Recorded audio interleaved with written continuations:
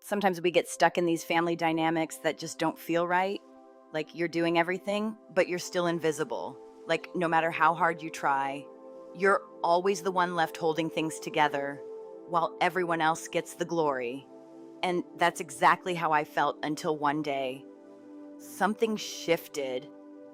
I realized I was more than just the quiet one in the background. I was the one who built it all. And, well, that was the moment everything changed.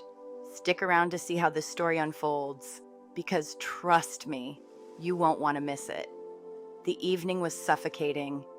It always felt that way in my parents' dining room, a room that reeked of antique wood and, well, something else. I couldn't quite put my finger on it, but it always made me feel small, not just physically, but I don't know, in a way that reminded me I wasn't really a part of things. Not like Mike.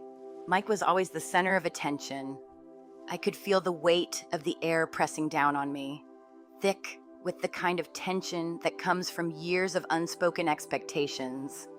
And there I was, sitting at the far end of the table, the farthest you could possibly sit without actually being outside the room. I wasn't even hungry. Honestly, I just picked at the roast beef on my plate, barely tasting it, barely noticing it. I was running on fumes. My body was exhausted from the brutal 3-month project that had nearly run me into the ground. I had led a team of developers to launch a massive platform that had made headlines in the tech world, and all I wanted was one evening of normalcy. Just a quiet dinner, but that wasn't in the cards. My brother Mike was holding court, as usual. At 30, he still had that boyish charm that always seemed to make him the star of every room. He was animated as he talked about his latest venture, some app that was going to, revolutionize the dog walking industry. I mean, I had heard it all before his pitches, his ideas, his grand plans. He was always talking big, but the truth was, his business plans were paper thin. I think I could have written more solid plans on a napkin. But Mike, he had a way of making people believe in him. It didn't matter that the businesses he'd started had all failed. There was always another one waiting in the wings, and he was so confident about it. As he gestured wildly, explaining how he was going to change the world, my father, Richard, practically glowed with pride. He sat there, his chest puffed out like a king, nodding and laughing, hanging on to every word Mike said. "That's my boy," he said, his voice booming, like Mike had just invented fire. A real empire builder. And then, of course, my father turned to me. The sting of his next words hit me like a cold slap. Not like some people who just, sit behind a computer all day. Oh, there it was. The familiar cut, the casual disregard for what I did, what I had built. It wasn't even about me anymore. It was about how I had become the background noise to their world. It was always Mike and his big ideas, Mike and his visions. And then there was me, just the daughter who worked in tech, who made things happen, but never got any of the recognition for it. I glanced at my mom, Susan, to see if she'd even noticed the barb. But no, she was sitting there, completely oblivious to it, staring at Mike with adoring eyes, like he was some kind of prince. "He just has that spark, doesn't he?" she said, her voice full of admiration. "Everything he touches, it just feels important." And Richard, beaming, leaned back in his chair. "It's true. He's a chip off the old block," he said. "He thinks big." He paused and then looked at me, his gaze dismissive. "Elena, you're awfully quiet. Tired from all that typing." Mike snickered, and the air felt like it froze for a moment. My heart sank, and I had to force myself to stay calm. It was the same line, the same mockery. "Easy, Dat," Mike said, laughing. "We can't all be visionaries." And that was it. I was done. The exhaustion of the last few months hit me like a wave. But it wasn't the physical exhaustion. No. This was emotional exhaustion.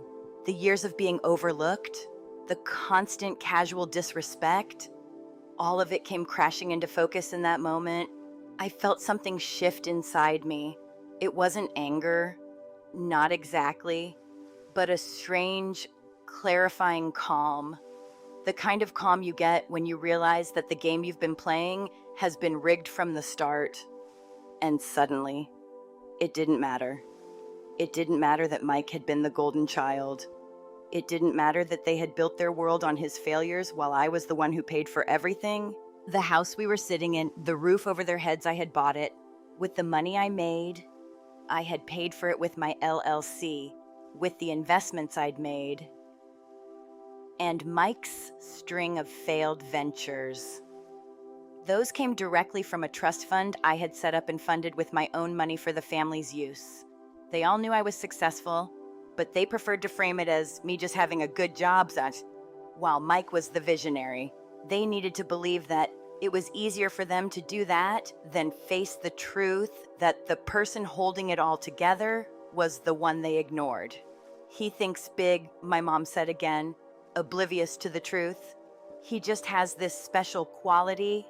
Richard, grinning, nodded. That's my boy. I was done. I had heard enough. The pain of years of being ignored, of my success being minimized, of Mike being praised for his latest big idea while my real contributions went unnoticed. All of it came together in one moment of clarity. I knew exactly what needed to happen. I'll make that happen, I said, my voice calm. My father blinked, confused. What's that, dear? He asked, his voice thick with that familiar, patronizing tone. I'll make that happen for you, Dad, I repeated, standing up slowly. My legs felt like they were moving on their own, and I couldn't quite remember the last time I'd stood up at this table. I'll make it so Mike is your only child. The silence that followed was deafening. It wasn't the reaction they were expecting. There were no tears, no outbursts, no scenes. They all just stared at me, completely caught off guard. The confusion on their faces was palpable. They expected me to break down. They expected me to cry or yell, to throw a fit. They weren't prepared for quiet agreement. Alina, don't be dramatic, my mom finally said. Sensing a shift, she tried to brush it off, like it was nothing. I'm not, I said, grabbing my purse. I'm just obliging. It's a reasonable request. I looked at each of them for just a second longer than usual. Thank you for dinner. It was very illuminating. And then, without another word, I walked out. The room stayed quiet, but I could feel the weight of their confusion pressing down on me as I left.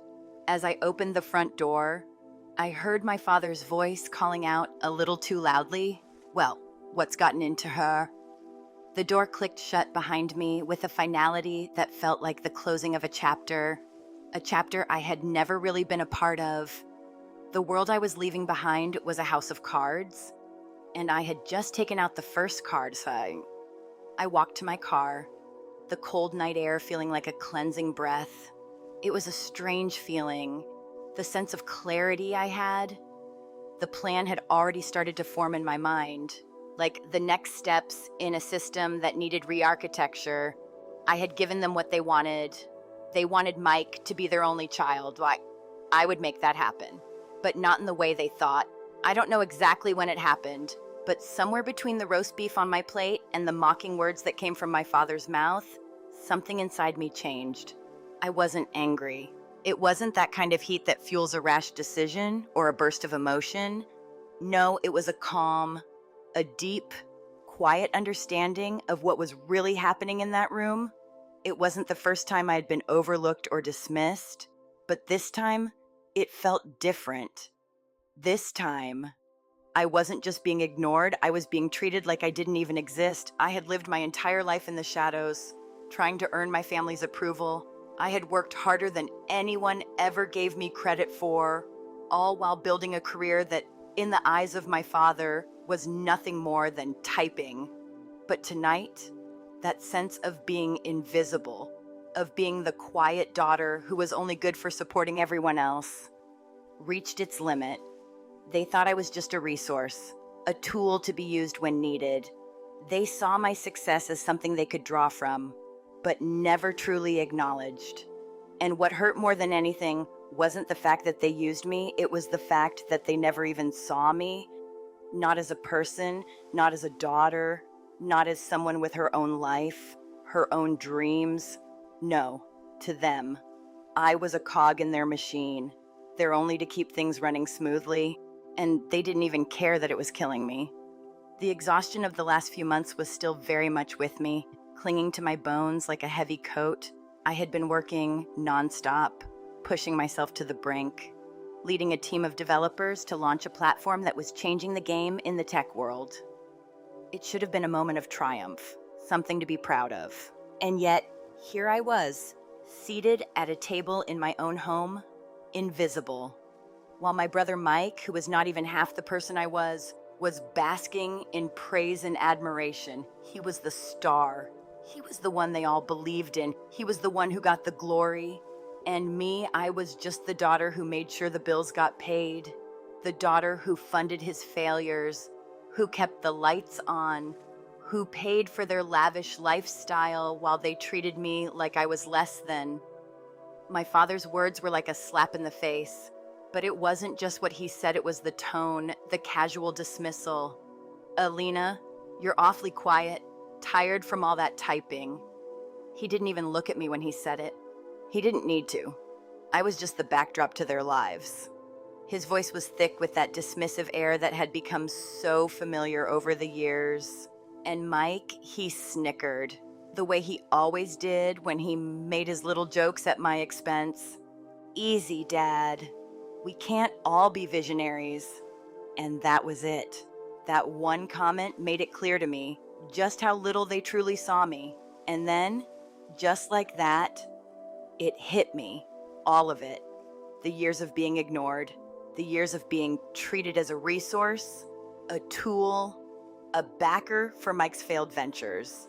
The time I had spent building my life, building something real, and it was never enough for them. Because in their eyes, I wasn't the one who mattered, I was just the one who made it all possible. But they couldn't see it. They never would.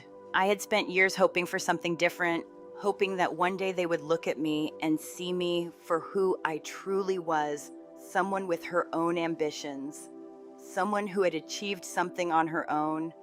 But they never would. I wasn't the one they celebrated. I wasn't the one they praised. No, that role was reserved for Mike.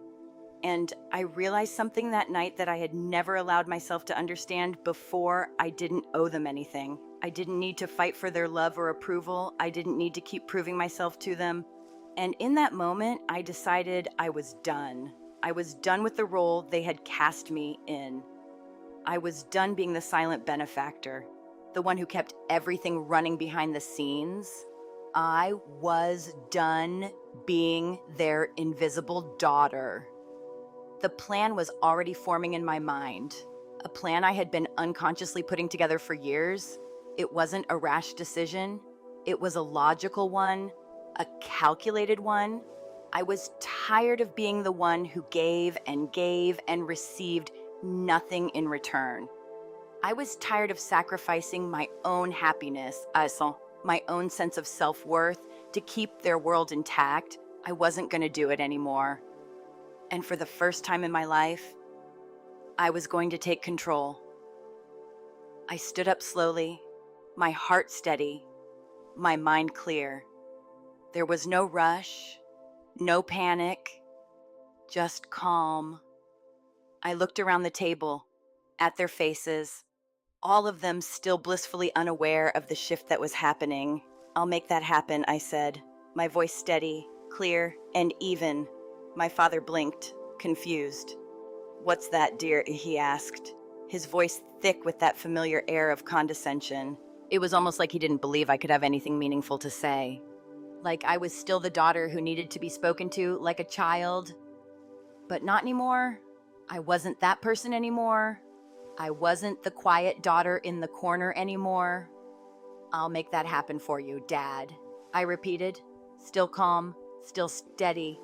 I'll make it so Mike is your only child. The silence that followed was palpable. They didn't know what to do with that. They expected me to cry, to break down, to lash out. But I didn't. I wasn't angry.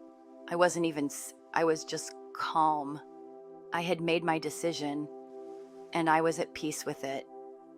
I watched as their faces shifted from confusion to shock. They didn't know what to say. I could almost see the wheels turning in their heads, trying to figure out how to react, but they couldn't. I wasn't giving them the response they were expecting. I was giving them the one they deserved. Elena, don't be dramatic, my mother finally said, her voice shaky, sensing the shift in the air. She tried to dismiss me, to brush it off like it was nothing. But it wasn't nothing. It wasn't a joke. It wasn't some passing tantrum. This was me reclaiming my power. This was me taking control of my own narrative. I'm not, I said, grabbing my purse. I'm just obliging. It's a reasonable request. I looked at each of them for just a moment longer than usual, letting them feel the weight of my gaze, letting them feel the quiet resolve in my eyes. Thank you for dinner, I said, my voice almost a whisper now. It was very illuminating. And then I walked out. The door clicked shut behind me with the kind of finality I had never felt before. It was the sound of a chapter closing, a chapter that had been written for me, a chapter I had never wanted to be a part of, and now I was done with it. I walked to my car, the cold night air feeling like a rebirth. It was like I had stepped into a new version of myself, one that didn't need their approval, one that didn't need their validation. The plan had already formed in my mind, a plan I had been working on for years without even realizing it. And now I was going to make it happen. The path ahead was clear. I wasn't just going to take my power back. I was going to build something new, something that didn't include them, something that was mine and only mine. The exhaustion that had weighed me down for so long started to lift. It wasn't just physical exhaustion, it was the emotional weight of living my life for them, of constantly trying to please people who would never see me for who I was. But now I was free, and I wasn't going to let anything or anyone hold me back. I started my car and pulled out of the driveway, the city lights blurring past me. As I drove, I couldn't help but smile. For the first time in years, I felt at peace. I had made my decision, and there was no turning back. My family had wished I wasn't their child. I had granted that wish. But what they didn't realize was that I had also granted myself something far more valuable: freedom. The freedom to be myself, to live my life on my terms, and to finally reclaim the power that had always been mine. And I wasn't going to waste it. For the next 2 days, my phone was silent. It wasn't a silence I was used to. Usually, there were messages from my mother, texts reminding me of some family obligation or guilt trips disguised as friendly conversation, but nothing. No "how are you" from my dad. No frantic calls from Mike trying to rope me into funding his next grand idea. Just silence. And for a while, that silence felt like victory. Like I had finally put the boundaries in place and they were respecting them. But I knew better. I knew they weren't respecting anything. They were just figuring out how to get to me again. I knew the game wasn't over yet. It took 3 days for my mother to call. When the phone rang that morning, I stared at it for a moment, watching it light up with her name. My stomach twisted, but I didn't pick up right away. I let it ring 4 times before I finally answered. Alina. Her voice sounded different, distant, and clipped. It wasn't the warm voice I was used to hearing when she was trying to manipulate me into something. No, this was colder. She was angry. Hi, Mom, I said. keeping my tone neutral, calm. I wasn't going to let her push me into the emotional roller coaster she always tried to take me on. "You've been avoiding us," she said, almost accusingly. "You know your father is very upset. You really embarrassed him in front of your aunt and uncle." There it was. The first attempt to manipulate me. The guilt trip. She was trying to make me feel like I had wronged them, like I had crossed some line that I couldn't come back from, like everything they had done to me, the years of overlooking me. Belittling my achievements didn't matter. No, what mattered was that I had embarrassed them. I could feel the walls closing in on me, but I didn't flinch. "I know exactly how he is," I said, taking a deep breath, "and I know exactly how you are too."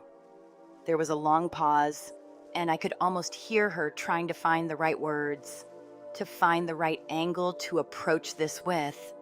But I wasn't going to let her use the usual tactics. I wasn't going to let her manipulate me. I had made my decision, and I wasn't going to second guess it. "Well, you can't just say things like that," she continued, her voice now carrying a little more desperation. "You know he didn't mean it. He was just upset." "He said it, Mom," I replied, my voice steady. I wasn't angry. I wasn't upset. I was just clear. This wasn't something I was going to back down from. And everyone nodded. You nodded too? You sat there, letting him say it. The silence on the other end of the line was almost deafening. I could tell she wasn't expecting me to call her out like that, to throw the truth in her face. But I wasn't going to let her pretend like nothing had happened. She had seen it. She had let it happen.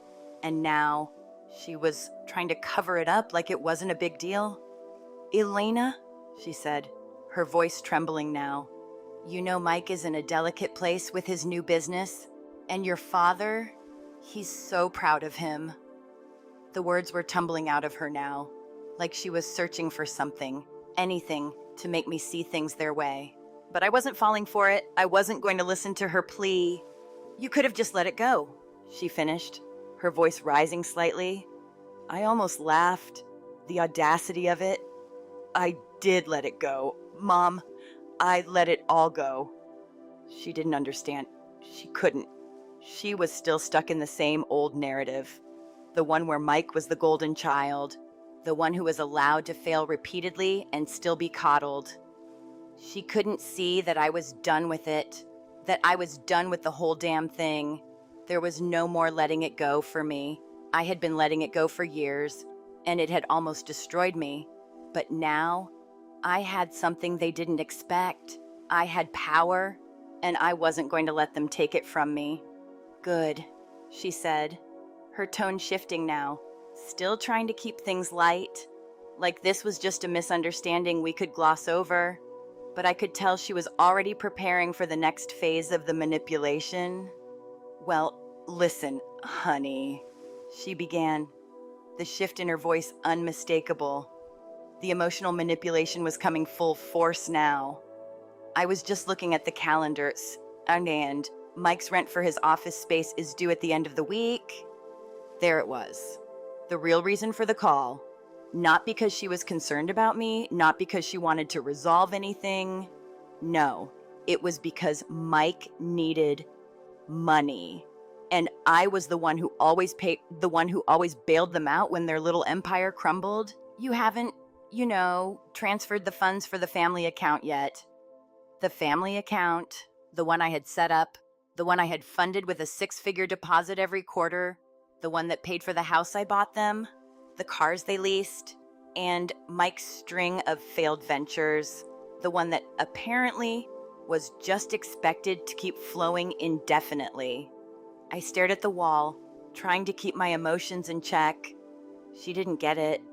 She never would. "I know," I said, my voice even. I wasn't going to explain myself. I wasn't going to give her the satisfaction of hearing me struggle with guilt. I had given enough. "Well, are you going to?" she pressed, her voice edging with panic now. She was worried. She could feel the control slipping away from her. Mike was counting on that money. He needed it. They all needed it. But I wasn't going to be their bank anymore. I'm not sure, I said, letting the words hang there. I could almost feel her grasping for something to say, to pull me back into their world of manipulation. What do you mean you're not sure? She asked, the panic rising in her voice. It's the family money. You can't just not pay it. I could almost hear her shaking her head, like she couldn't understand what I was saying, like she thought I was just throwing a tantrum. But this wasn't a tantrum. This was me taking control. It's not family money, Mom. It's my money. The words landed with a weight that she wasn't prepared for. It's money I earn from the typing job Dad finds so unimpressive. There was a long silence on the other end of the line. I could feel her trying to process what I had just said. The truth was sinking in, and she wasn't ready for it. She wasn't ready to face the fact that I wasn't the person she could manipulate anymore, that I had taken back control. Elena, this is not the time for your little rebellion, she hissed, her voice sharp now. The mask was off. The guilt-tripping mother was gone, replaced by someone who felt betrayed. Your brother is counting on that. You can't just pull the rug out from under him, from under all of us. I wasn't surprised. This was exactly what I had expected. She was trying to guilt me into giving them the money again, trying to play the family card, but I wasn't having it. Your father won't stand for it, she added, her voice almost pleading now, but I wasn't listening to her anymore. He doesn't have to, I said, my voice cool and steady. He won't even have to stand at all. The silence that followed was thick, almost suffocating. The house he's standing in is paid for by me. The ground beneath his feet is owned by me. There it was, the truth, laid bare. They had always thought they had power over me. They had always thought they could use me as a resource, as a bank, as a tool. But they had forgotten one very important thing. I was the one who had built it all. How dare you, my mother hissed. After everything we've done for you. The words felt hollow now, like they had lost their meaning. No, after everything I've done for you, I said, my voice as cold as steel. And I'm done. You'll regret this, she shrieked, her voice cracking. You'll come crawling back and we'll forgive you. I won't, I said, cutting her off. And with that, I hung up the phone. I sat there for a moment, feeling the adrenaline rush through me. It was strange. There was no rage, no anger, just calm, just clarity. This was the moment I had been waiting for. This was the line I had drawn. They didn't see me for who I was, and they never would. They had treated me like a tool, a resource, something to be used. But I had shown them that I was more than that. And now, it was time for me to move on. It was time for me to finally be free. It was hard to say when things began to feel like they were finally slipping out of my family's control. But the audit was the moment it all became undeniable. It was a slow process at first. Ben, my lawyer, had warned me that things would get complicated. He didn't mince words when he told me how thorough the audit would have to be. This isn't just about money, Elena, he said when we first talked about it. This is about making sure you have all the documentation you need, especially if things go south. I knew what he meant. I didn't want to have to take drastic action, but I had to be prepared. I had to be ready to prove my case if it came to that. The thing was, I didn't want to have to expose Mike. I didn't want to have to destroy what little was left of our family dynamic. But I had already given them a chance to be honest, to respect my boundaries, and they hadn't. They hadn't learned a thing. It was hard to believe the level of manipulation and deceit Mike had sunk to, but when the auditor started digging into his business ventures, it all became painfully clear. Mike had always been the kind of person who talked a good game. He had a charm to him, a way with words that made everything sound bigger and more important than it actually was. That's how he got so many people to invest in his ideas, even when the foundation underneath them was nothing but sand. But for the first time, the truth was starting to show. The first sign that something was terribly wrong came when the auditor called me with a report on one of Mike's so-called startups. This was the one he had pitched to me not too long ago, the dog walking app that was going to change the entire industry. Mike had made it sound like a groundbreaking idea, something that would make millions. But the audit told a very different story. The funds Mike had requested for development, for server scaling, for marketing, it was all smoke and mirrors. The auditor found that the app itself was a simple template that could be purchased online for a few $100s, the server infrastructure, a basic hosting plan that cost less than $50 a month. But Mike had requested a significant sum, $80,000 from my trust fund, on the premise that this was going to be a major investment. And here was the real kicker. The $80,000 that Mike had requested, only a fraction of it actually went toward the app's development. The rest, it had gone toward Mike's personal expenses, a luxury car lease, a vacation to the Greek islands, and a collection of designer watches.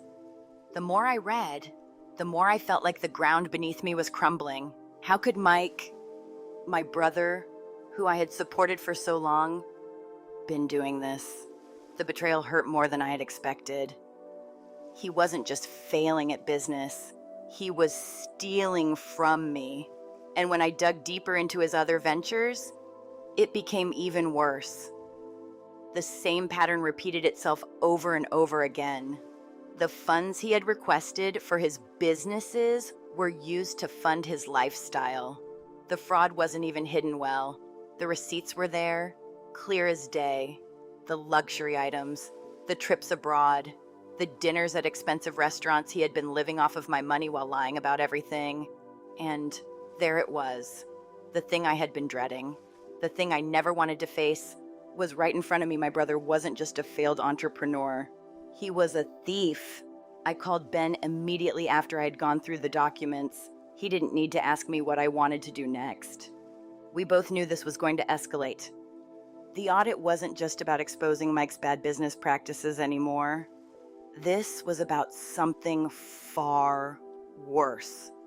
The pattern of deceit, the misuse of funds, it all pointed to one thing: Mike had committed fraud. It wasn't just bad investments or risky business decisions. It was calculated theft. And it was all happening under my nose, with my money. That night, I couldn't sleep. I tossed and turned, staring at the ceiling, my mind racing through everything that had happened in the past few days. How had I not seen it? How had I not realized just how deep this went?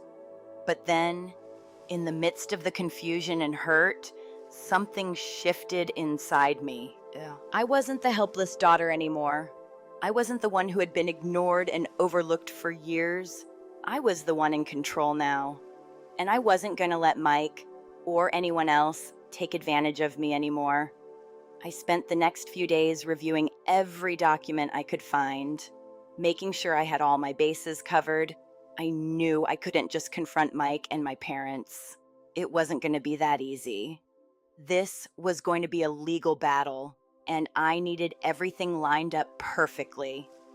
Ben and I met a few times to go over the details of what we were going to do. The plan was simple. At least on paper, freeze the family trust, shut down any further financial support for Mike's ventures, and make sure he knew that I wasn't going to be his ATM anymore. But there was more to it than that. This wasn't just about taking back my money. It was about making sure Mike, my father, and my mother understood that I wasn't their tool anymore. I wasn't their resource to drain. The moment of confrontation came sooner than I expected. The phone rang, and it was Mike. I didn't even need to check the caller ID to know it was him. His number was burned into my memory. I let it ring for a few seconds, just to let him sweat a little. And then I picked up.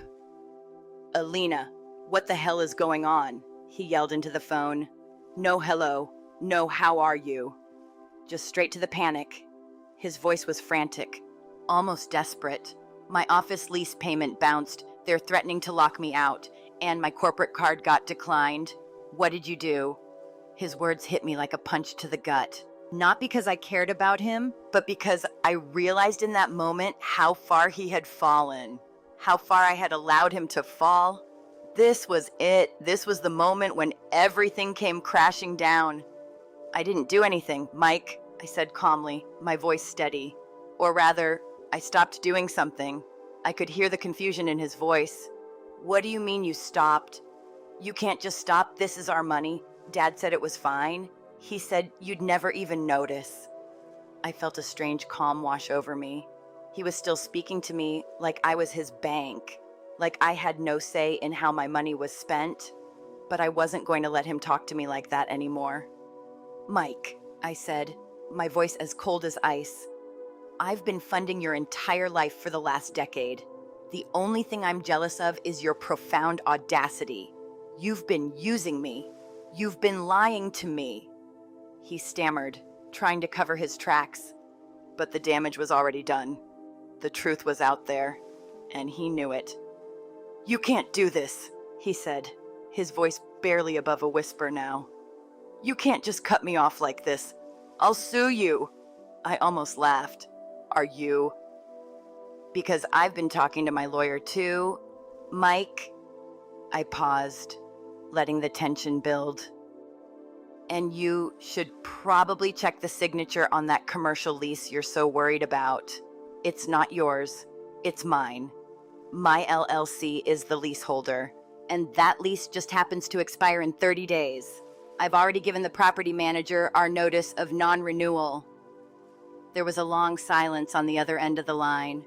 I could hear Mike fumbling, trying to process what I had just said. His entire world was falling apart, and he was too stupid to see it coming. "You can't do this," he repeated, his voice breaking. But I didn't care. This wasn't about saving him. This was about taking control back. I had given him more than enough chances. Now, it was time to put an end to it. The phone call ended shortly after, and I sat there, staring at the wall, feeling a strange sense of calm. I had taken the first step. I had confronted Mike with the truth. I had stopped playing the game by their rules. But I knew the family wouldn't take this lying down. The confrontation had only just begun. I was ready for it. The silence from my family was deafening after that. They were used to me being the one who gave in, the one who always came back. But I wasn't going back. Not this time. I had already made up my mind. This was the turning point. And there was no going back. It all came to a head the moment my father called for a family meeting. The invitation was a formal request, one that reeked of the kind of thing you do when you want to corner someone, make them feel small, and put them back in their place. It was a family tribunal in every sense, and I knew exactly what it was about. My father wasn't asking for a conversation. He was calling this meeting to publicly shame me, to make me look like the villain in his carefully constructed narrative. He had already lost control, and now he was going to try to win it back. He sent the message, gathering not only my mother and Mike, but also the extended family, Aunt Carol, Uncle David, and a few others would be present, ready to back up whatever Richard said, ready to judge me and make me feel like I was the one who had betrayed them. I knew this was coming. I had expected it. The power dynamic they had created was crumbling, and they needed to act fast to preserve it. I agreed to show up. I wasn't afraid of their tactics anymore. I had nothing left to lose. When I walked into the house on Willow Creek that afternoon, I was different. The house was the same opulent, full of expensive furniture and the trappings of success, but it felt empty to me now. I wasn't the person I had been when I walked out that night. I was calm, collected, and fully aware of the fact that I held the cards. The others were already seated, as expected. My father sat in his usual chair at the head of the table, the self-proclaimed king of this kingdom he had built, surrounded by the people who had always nodded along to his every word. My mother was beside him, her eyes red from the crying, her expression worn and desperate. Mike was standing near the fireplace, arms crossed, looking like he was preparing for war, though I could tell he was more rattled than he wanted anyone to see. Aunt Carol and Uncle David were sitting on the couch, their faces set in grim, judgmental lines, as if they already knew how they were going to judge me. I walked into the room, and for a moment, no one said anything. They were all waiting for me to speak first, to give them some sign that I was still the same person they had once controlled. But I wasn't. I wasn't the daughter they could manipulate anymore. I wasn't the one who would sit quietly and take it. I stood in the center of the room, my posture straight, my gaze steady. My father was the first to speak. As I expected, his voice was calm, but there was a certain edge to it, as if he was trying to control the room, to reassert his dominance. "Alina, thank you for coming," he said, his voice dripping with false sincerity. "We are all here as a family because we are deeply concerned about you." I almost smiled. Concerned. They weren't concerned about me. They were concerned about themselves, concerned about the power they had lost, about the money they thought was rightfully theirs, about the control they had once held over me. This campaign against us, this cruelty, he continued, stumbling over his words, trying to keep his composure. "It's not you. Alina, you've let your success poison you. You're throwing your own family out on the street. Your mother and I, we have nowhere to go." His words hung in the air, full of accusation, but I could see the cracks in the facade. I could see the panic in his eyes, the desperation to regain control. And that's when I realized something. This wasn't just about the money. It was about their egos. It was about their need to feel powerful, to feel important. I was the one who had stripped that away from them. "You built this whole family on a lie," I said, cutting through his words. My voice was calm, but there was a sharpness to it that cut through the tension in the room. "You made Mike the golden child, the one who could do no wrong, and I was just the quiet daughter in the background who kept everything running. But it wasn't a lie I created, it was a lie you built." There was a stunned silence in the room. My father stared at me, blinking in disbelief, as if he couldn't fathom what I was saying. His grip on the situation was slipping, and I knew he couldn't take it. "Alina," he began, his voice rising now, "you're being unreasonable. Mike is just a young man with big dreams. We all believe in him. We all want to see him succeed." It was like listening to a broken record. "You don't believe in him," I shot back. "You believe in the idea of him. You've put everything into him while ignoring everything I've done for this family." My voice grew more forceful, but I stayed composed. "I've been the one making sure all of you had everything you needed, but it's never been enough for you. Has it? You've used me as a resource, and now that I've stopped, you want to make me the villain." I turned to Mike, who had been silent until now, watching this unfold like a man watching his life fall apart. "And you, Mike," I said, my voice icy. "You're not just a failure at business, you're a thief. You've stolen from me, from the trust I created for this family." Mike's face went pale. He tried to open his mouth to defend himself, but the words didn't come. I could see the panic rising in him, the desperation to explain, to make it all go away. But it was too late. The truth was out. "You thought you could get away with this?" I continued. "That you could take my money and use it for your personal indulgences. You thought I wouldn't notice? But I did. I paused, letting the weight of my words sink in. Then I pulled out the eviction notice from my purse and laid it on the table in front of them. The room went silent. The tension was thick enough to cut with a knife. My father's eyes went wide as he stared at the notice, the legal document that spelled out the end of their access to everything they had taken for granted. "This is the eviction notice for the house you're sitting in," I said, my voice steady and firm. "You have 30 days to vacate." The impact of my words was immediate. My father's face drained of color, and for the first time, I saw fear in his eyes. This wasn't about pride anymore. It was about survival. His grip on his own sense of self, his sense of power, was gone. Mike was standing there, frozen, unable to comprehend the magnitude of what was happening. He had always believed he could coast on my money, on my support, but that illusion was shattered, and that I turned to the extended family, who had been sitting in the background, watching everything unfold. "And as for you," I said, my voice ringing with finality, "you've all been complicit in this. You've all stood by and nodded as they used me, as they manipulated me. You may not like it, but this is the truth. And it's time for you to decide which side you're on." Aunt Carol opened her mouth, but no words came out.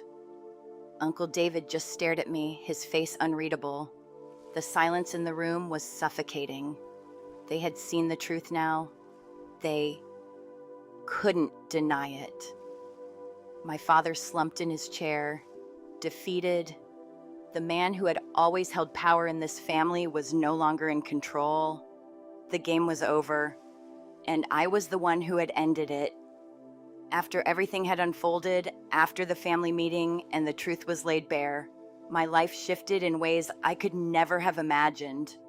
It wasn't just about money or power, it was about finally seeing myself for who I truly was. For the first time, I wasn't the daughter who lived in the shadows. I wasn't the one who was only valued for what she could provide. I was Alina, the one who built everything with her own hands. I was the one who could decide her future. And that realization, well, it was freeing. It wasn't easy, and it wasn't without its scars. But I can tell you, stepping into my own power felt like the first breath of fresh air after being underwater for far too long. The silence from my family continued for a while, and in a way, it was exactly what I needed. The quiet gave me room to think, room to breathe. I wasn't constantly chasing approval anymore. I was finally living for myself. The next chapter wasn't about getting revenge. It wasn't about punishing anyone. It was about reclaiming my life. And let me tell you, that kind of power doesn't come from anyone else. It doesn't come from validation or praise. It comes from within. It comes from knowing that you have the strength to rewrite your story. And that's what I did. I used my experiences to fuel my passion. I turned my energy into projects that mattered to me, projects that helped others. I even created a scholarship program for women in STEM to help those who, like me, had been overlooked and underestimated. Because here's the thing, when you take control of your own narrative, when you stop letting other people define your worth, you become unstoppable. So, if you're watching this, remember one thing: your power is yours to claim. Don't let anyone take it from you, and don't wait for anyone else to give it to you. You have everything you need to build the life you deserve. If you found my story inspiring, if it made you think about your own journey, I'd love for you to stick around. Hit that like button and subscribe for more stories about empowerment, resilience, and taking control of your narrative. Your story is just beginning.